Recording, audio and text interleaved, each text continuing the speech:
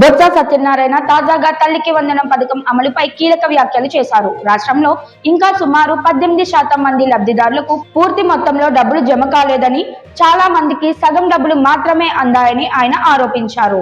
వాళ్ళు తెలుసుకుంటారు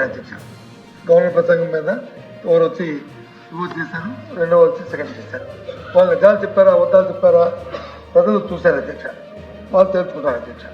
మన సభ్యుడు కూడా చెప్తుంది, ఏదైతే గవర్నర్ గారితో స్పీచ్ ఉందో దాంట్లో ఉన్న అంశాలు ఏమున్నాయో దాన్ని కాకపోతే చెప్తారు అధ్యక్ష. మంత్రుల నియోజకవర్గాల్లో కూడా ఇదే పరిస్థితి ఉందని బొత్స సత్యనారాయణ పేర్కొన్నారు. మీరు మీ అధికారులను అడిగి సరైన సమాచారం తెచ్చుకోండి. నేనేమైనా తప్పుగా మాట్లాడితే క్షమాపణలు చెప్పడానికి సిద్ధంగా ఉన్నాను అని స్పష్టం చేశారు.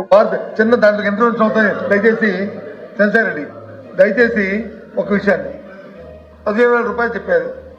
గవర్నర్ గారు వచ్చి 15,000 రూపాయలు అందరికి ఇచ్చాము, 65 లక్షల మందికి సబ్జెక్ట్ కలిసి నాకు చెప్పారు.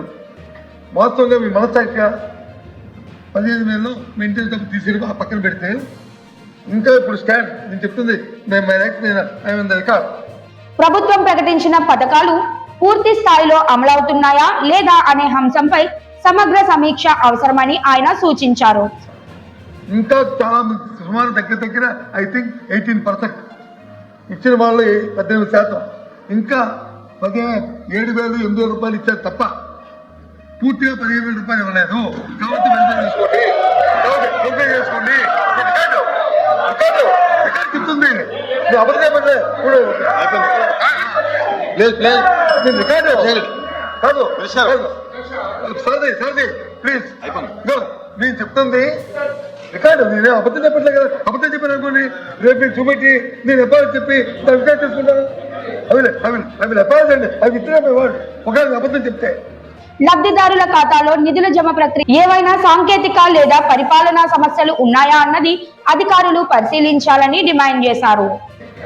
ఇంకా ప్రతి మీ మండలంలో కూడా మీ నియోజకవర్గంలో